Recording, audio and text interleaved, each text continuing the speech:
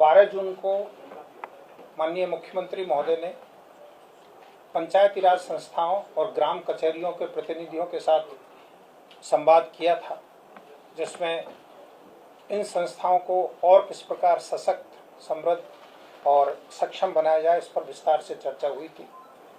उस क्रम में इन संस्थाओं के प्रतिनिधियों द्वारा जो विषय उठाए गए थे, उस पर कुछ घोषणाएं माननीय मुख्यमंत्री महोदय द्वारा 12 जून को की गई थी।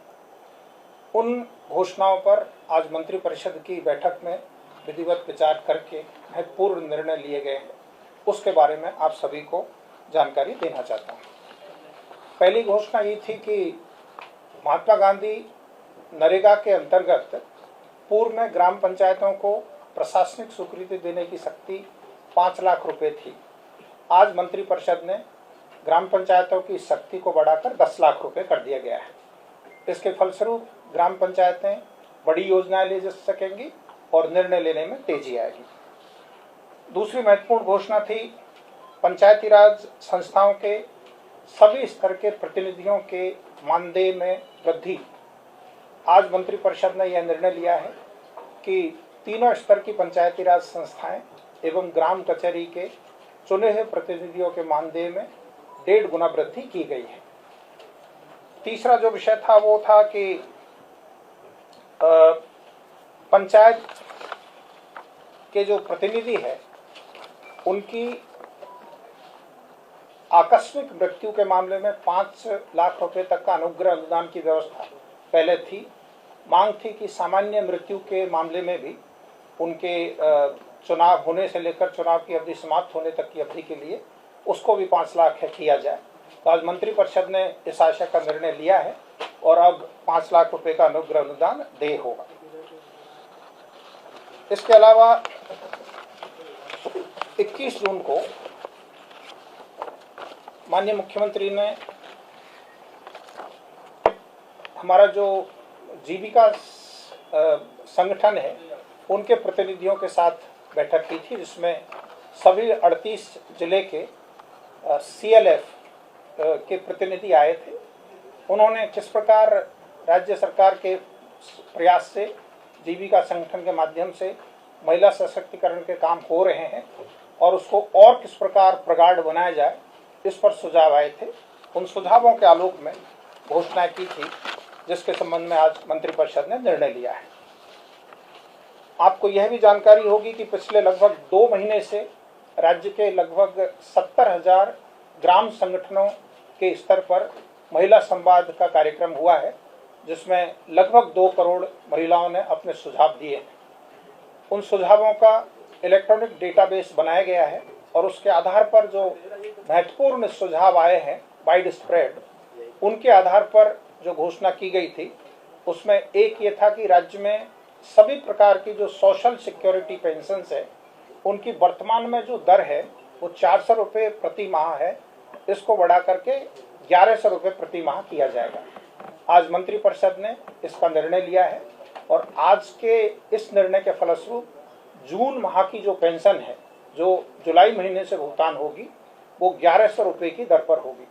इसमें लगभग 1 करोड़ 10 लाख पेंशन भोगी लाभान्वित होंगे और ये दरें तत्काल प्रभाव से जून महीने से लागू हो जाएगी। दूसरी महत्वपूर्ण जो घोषणा थी वो थी कि हमारे जीविका संगठन की जो दीदियां अपने व्यवसाय में लगी हुई है, उनकी व्यावसायिक गतिविधियों में और सहयोग देने के लिए उन्हें बैंक से मिलने वाला जो ऋण है उसकी क्वांटिटी बढ़ाई जाए, साथ ही साथ जो ब्याज की दर है उसमें उनको इंसेंटिव दिया जाए। आपको मैं ये बता दूं कि अब तक का जो प्रावधान है उसमें सेल्फ हेल्प ग्रुप को 3 लाख रुपए तक का जो ऋण है वो 7% के इंटरेस्ट रेट पर मिलता है, लेकिन एक समूह में लगभग 10 सदस्य होती है। अब उनको यदि माइक्रो एंटरप्राइजेज स्थापित करना है तो इस लोन की मात्रा बढ़ाने की आवश्यकता महसूस की गई थी। आज मंत्रिपरिषद ने बहुत ही दूरगामी निर्णय लिया है, जिसमें इस 3 लाख रुपए की ऋण सीमा को बढ़ा करके 10 लाख रुपए प्रति SHG किया है और 10 लाख रुपए तक का जो ऋण होगा वो इन SHGs को 7% ब्याज खुद को देना पड़ेगा, लेकिन बैंक का ब्याज -7%, जो 3% का गैप है वो इंसेंटिव, इंटरेस्ट इंसेंटिव सरकार के द्वारा दिया जाएगा। तो इससे हमारे जो एसएचजीज है, 1,35,00,000 सदस्य जिन एसएचजीज में है, 10,61,000 एसएचजीज में, उनको अपनी जो आर्थिक गतिविधियां हैं उसको बढ़ाने में बहुत व्यापक सहयोग मिलेगा और आने वाले समय में इनके माध्यम से छोटी छोटी इंडस्ट्री, छोटी छोटी व्यवसाय को बढ़ावा मिलेगा। एक और बहुत महत्वपूर्ण मांग की गई थी महिला प्रतिनिधियों के द्वारा कि ग्राम स्तर पर विवाह कार्यक्रम आयोजित करने के लिए सार्वजनिक स्थान की कमी रहती है।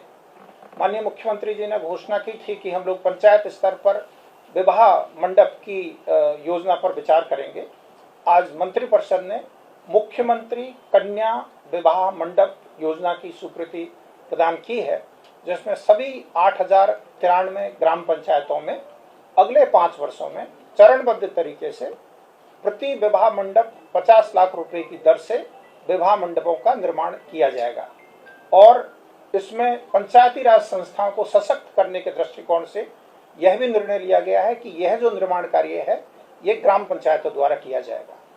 और इसके रखरखाव में हमारे दीदियों की भागीदारी सुनिश्चित करने के लिए मंत्रिपरिषद ने यह भी निर्णय लिया है कि इन विवाह मंडपों के बन जाने के बाद इन विवाह मंडपों के संचालन और रखरखाव की जिम्मेदारी विलेज ऑर्गेनाइजेशंस की होगी। वे ही इसका संचालन करेंगी और वे ही इसकी देखरेख करेंगे। अगला जो महत्वपूर्ण घोषणा थी वो थी कि हमारे जीविका कार्यक्रम के अंतर्गत जो कम्युनिटी ऑर्गेनाइजेशंस में कर्मी लगे हुए हैं, लगभग 1,40,00,000 कर्मी, 1,40,000 कर्मी हैं, उन कर्मियों का जो मानदेय है वो तुलनात्मक काफ़ी कम था और उन लोगों के द्वारा बहुत दिनों से इस आशय की मांग की जा रही थी कि उनका मानदेय में वृद्धि हो। माननीय मुख्यमंत्री जी ने घोषणा की थी कि उनका मानदेय दुगना कर देंगे। आज मंत्रिपरिषद ने इस आशय का निर्णय लिया है कि जीविका के जो हमारे जुड़े हुए कर्मी हैं उन सबका मानदेय 2 गुना हो जाएगा और इसके लिए आज स्वीकृति कर दी गई है। इसमें लगभग 700 करोड़ रुपए की कुल 735 करोड़ रुपए की कुल अतिरिक्त राशि की स्वीकृति आज मंत्रिपरिषद के द्वारा प्रदान की गई है। वो उसमें विभिन्न स्तर के कर्मी हैं, तो हर स्तर के कर्मी का जो मानदेय था वो अलग अलग था, बट ओवरऑल करीब 700 करोड़ रुपए की आवश्यकता पड़ेगी। आपको ये जानकारी होगी कि महिलाओं के द्वारा संचालित दीदी की रसोई राज्य का एक बहुत ही सफल इनिशिएटिव है।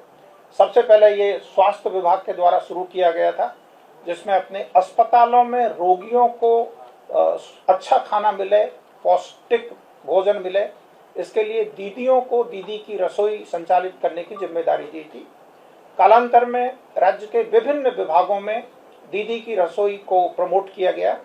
आज ये निर्णय लिया गया है कि प्रखंड स्तर तक के सभी जो सरकारी संस्थान हैं उनमें दीदी की रसोई का संचालन दीदियों के द्वारा किया जाएगा। इसके लिए जगह की व्यवस्था और आवश्यक प्रशासनिक सहयोग सभी विभागों द्वारा दिया जाएगा ताकि राज्य में हर कार्यालय में दीदी की रसोई सफलतापूर्वक चल सके। आज एक और बहुत महत्वपूर्ण निर्णय लिया गया है।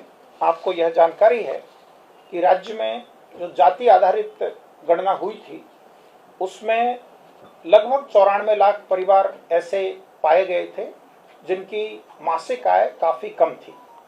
सरकार ने उनमें उद्यमिता को विकास करने के लिए मुख्यमंत्री बिहार लघु उद्यमी योजना चालू की थी उद्योग विभाग के माध्यम से, जिसमें निर्णय लिया गया था कि इन परिवारों को 2 लाख रुपए प्रति परिवार की दर से चरणबद्ध तरीके से आच्छादन किया जाएगा। महिला संवाद के क्रम में ये मांग हुई कि साहब इसमें बहुत समय लगता है, इसलिए इनको यथासंभव जल्दी किया जाए। तो सरकार ने यह सुनिश्चित करने के लिए कि इन सभी परिवारों को जल्दी से जल्दी इस योजना में आच्छादन किया जाए, आज मंत्रिपरिषद ने निर्णय लिया है कि निर्धन परिवारों की महिलाओं को उद्यमी के रूप में स्थापित करने के लिए एक कार्यक्रम बनाया जाए, जिसके लिए एक समिति गठित की गई है विकास आयुक्त बिहार की अध्यक्षता में, जिसमें अपर मुख्य सचिव उद्योग विभाग, प्रधान सचिव वित्त विभाग एवं सचिव ग्रामीण विकास विभाग सदस्य हैं और मुख्य कार्यपालक पदाधिकारी बिहार ग्रामीण जीविकोपार्जन प्रोत्साहन समिति उसके सदस्य सचिव हैं। यह समिति यह विचार करेगी कि इन 94 लाख गरीब परिवारों को किस प्रकार तीव्रतम गति से लाभान्वित किया जाए और उसके मापदंड और पैरामीटर यह समिति निर्धारित करेगी।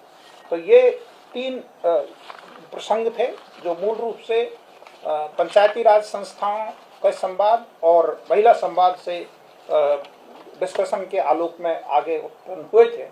तो इस पर आज मंत्रिपरिषद ने जितनी भी घोषणाएं माननीय मुख्यमंत्री महोदय ने की थी उन सभी घोषणाओं की आज स्वीकृति प्रदान कर दी है।